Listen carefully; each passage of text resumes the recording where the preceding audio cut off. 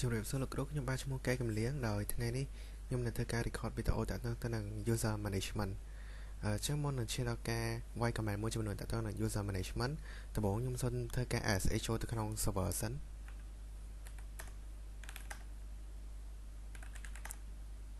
ចឹងមុននឹងឈានដល់ការ create user ខ្ញុំធ្វើការវាយ command មួយចំនួនសិនដូចជា who am I ដើម្បី check ថា current user គឺជាណាគេបន្ទាប់មកយើងប្រើប្រាស់ command pwd ដើម្បី check ថា current working directory របស់យើងនៅណាបន្ទាប់មកខ្ញុំសូមធ្វើការ add user មួយឈ្មោះថា John ខ្ញុំធ្វើការ /m ដើម្បី create home directory ឲ្យគាត់បន្ទាប់មក /s ដើម្បី add script ឲ្យគាត់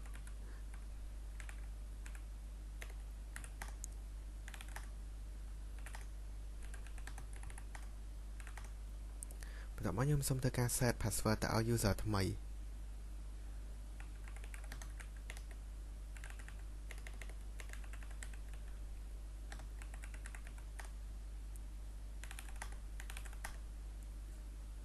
បន្ទាប់មកខ្ញុំធ្វើការ switch ទៅកាន់ user ថ្មីដែលខ្ញុំទៅបង្កើតហ្នឹងប្រើ command su John ហើយខ្ញុំដាក់ password ដែលខ្ញុំបានវាបញ្ចូលមុនហ្នឹងបន្ទាប់មកយើងធ្វើការ print នៅ current working directory ដែលយើងនៅឥឡូវហ្នឹង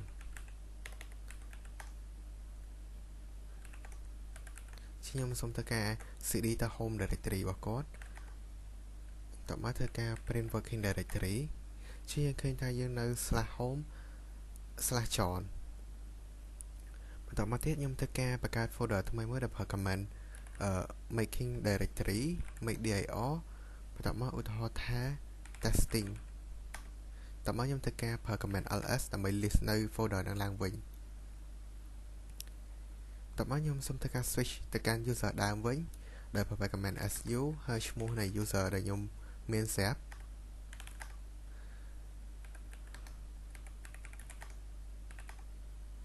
បន្ទាប់មកខ្ញុំ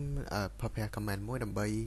list នៅ user ទាំងអស់គឺយើងធ្វើការ cat ហើយចូលទៅក្នុង folder etc/passwd ជានៅពេលហ្នឹងយើងនឹងឃើញនៅ list នៃ user ទាំងអស់នេះគឺជា user ដែលខ្ញុំបាន create ថ្មីមុនហ្នឹងគឺឈ្មោះថា John អ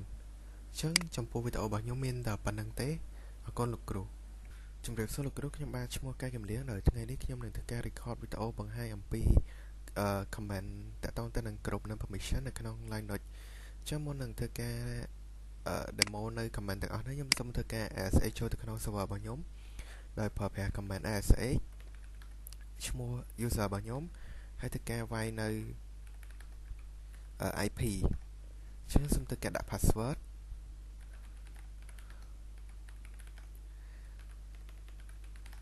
ចឹងចំពោះ command ទី1តាក់ទងទៅនឹងការបង្កើត group ចឹងចំពោះការបង្កើត group យើងប្រើប្រាស់ command sudo group add បន្ទាប់មកយើងត្រូវដាក់ឈ្មោះ group ដែលយើងចង់បង្កើតចឹងក្នុងករណីនេះខ្ញុំចង់បង្កើត group 3ដែលមានឈ្មោះថា developer group មួយទៀតឈ្មោះថា UX UI ហើយ group ចុងក្រោយគេឈ្មោះ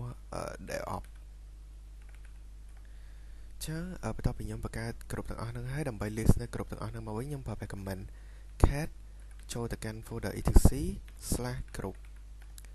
ចឹងយើងអាចឃើញឈ្មោះgroup ដែលយើងបានបង្កើតមុនហ្នឹងមាន developer UX UI ហើយនិង DevOps ចឹងចំពោះ command ដើម្បី delete group វិញយើងអាចប្រើប្រាស់ command sudo group del បន្ទាប់មកយើងដាក់ឈ្មោះ group ដែលយើងចង់លុបចឹងខ្ញុំចង់លុប group ឈ្មោះថា developer ចឹងខ្ញុំអាចដាក់ថា developer បន្ទាប់មកដើម្បី check យើងអាចប្រើប្រាស់ command cat ដើម្បីទៅ check ក្នុងនឹងម្ដងទៀតចឹងយើងសង្កេតឃើញថា group developer ហ្នឹងបានបាត់ហើយចឹងឥឡូវខ្ញុំសូមធ្វើការ create group នឹងមកវិញហើយធ្វើការ check ម្ដងទៀតជាងឃើញថា group developer ហ្នឹងបាន create មកវិញហើយចឹងជាហ៊ានបន្តទៀតខ្ញុំសូមធ្វើការបង្កើត file 3ដែលមាន developer process.txt UX UI process.txt ហើយនិង DevOps process.txt ចឹងដើម្បីបង្កើត file យើងអាចប្រើប្រាស់ touch បន្ទាប់មកយើងដាក់ឈ្មោះ file ដែលយើងចង់បង្កើតចឹងមាន developer process.txt UX UI process.txt ហើយ file ចុងក្រោយគេគឺ DevOps process .txt អ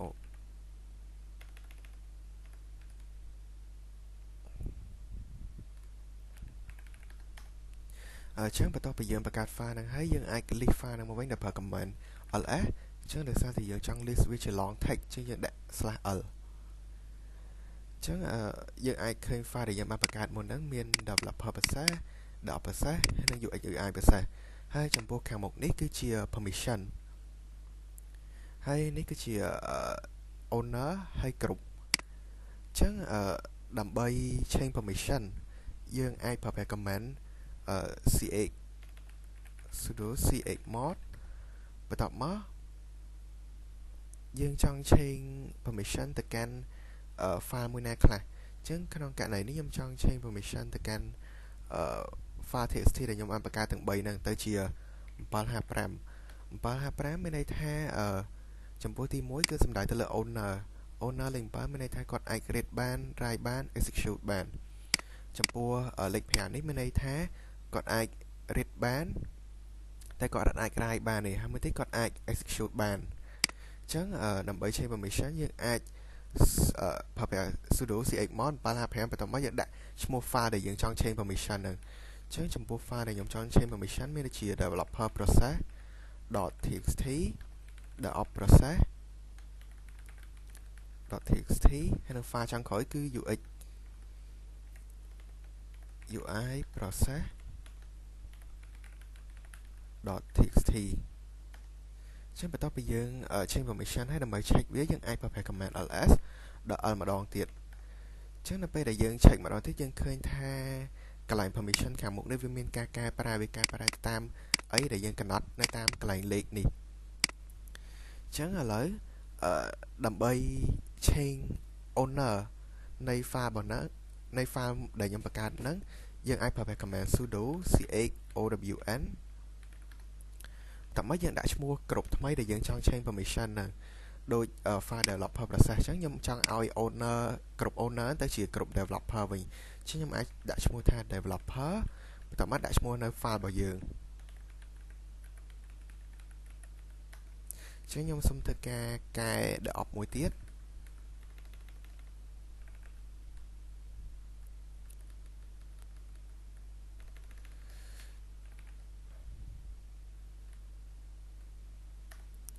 ហើយសូមធ្វើការកែនៅ UX UI មួយទៀត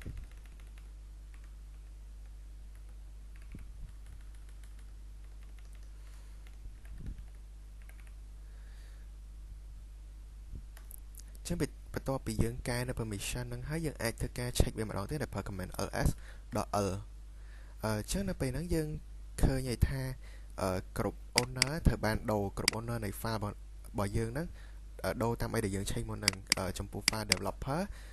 ត្រូវបានផ្ដល់សិទ្ធិឲ្យគ្រប់ developer នេះទៅគ្រប់ DevOps ហើយចំពោះ file UX UI ទៅកាន់គ្រប់ UX UI ចឹងឥឡូវខ្ញុំសូមធ្វើការ add គ្រប់ហ្នឹងទៅកាន់ user របស់ខ្ញុំដោយសារខ្ញុំបានកំណត់ user មករួចស្រាប់ហើយមាន Jack មាន Bob មាន Alice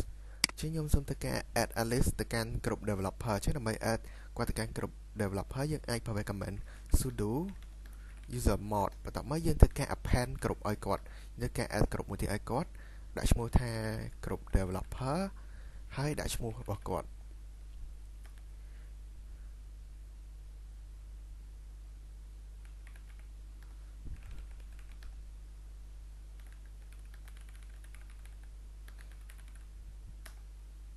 តើមកខ្ញុំធ្វើការ add នៅ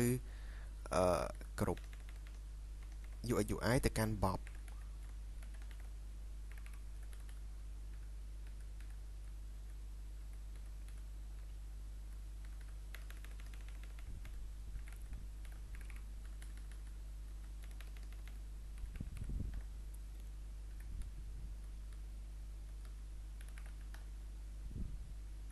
ហើយគ្រប់ចុងក្រោយគេគឺDevOps ចឹង DevOps ខ្ញុំ add ឲ្យ Jack ចឹងបន្ទាប់ពីយើង add គ្រប់ទៅឲ្យ user មួយហើយឥឡូវយើងធ្វើការ test ថាបើសិនជាគាត់នៅគ្រប់ developer គាត់អាច access ទៅកាន់ DevOps គ្រប់បានអត់ចឹងដើម្បី ធ្វើការតេស្តអានេះខ្ញុំសូមធ្វើការ change permission sudo chmod 7 ជាងកន្លែងនេះមានន័យថាបើសិនជាគាត់ជា owner គាត់អាច read write execute បើគាត់ស្ថិតនៅក្នុងក្រុមហ្នឹងគាត់ក៏អាច read write execute បានដែរប៉ុន្តែបើសិនជា other user គាត់អាច read អត់អាច write ហើយក៏អត់អាច execute នៅ file ហ្នឹងដែរអញ្ចឹងបន្ទាប់ពីយើងដាក់ chmod 7 ហ្នឹងហើយយើងអាចប្រើប្រាស់ឈ្មោះ file របស់យើងគឺ the op process.txt ខ្ញុំធ្វើការ list នៅ permission ម្ដងទៀតចឹងដើម្បីតេស្តយើងធ្វើការ switch ទៅកាន់ user ដែលយើងមានស្រាប់ដូចជា user Alice ក៏ស្ថិតក្នុងក្រុម developer ជាងយើងអាចប្រើប្រាស់គាត់ដើម្បីsudo su alice ចឹងធ្វើការ switch ទៅកាន់ alice ដើម្បីតេស្តថាតើគាត់អាច read ទៅលើ file របស់ deop បានអត់ចឹងសូមទៅកាន់ lm ម្ដងទៀតតើមកប្រើប្រាស់ command cat deop process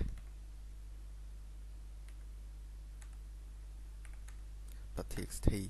ចឹងនៅពេលដែលយើងព្យាយាម access ចឹងគឺយើងទទួលបាន access deny ដោយសារតែយើងAlice ហ្នឹងយើងស្ថិតក្នុងក្រុម developer អញ្ចឹងយើងអត់មានសិទ្ធិក្នុងការ access file ដែលជា belong ទៅកាន់ក្រុមផ្សេងដូចជាក្រុម DevOps អីជាដើមអញ្ចឹងចំពោះវីដេអូរបស់ខ្ញុំមានតែប៉ុណ្្នឹងទេសូមអរគុណលោកគ្រូ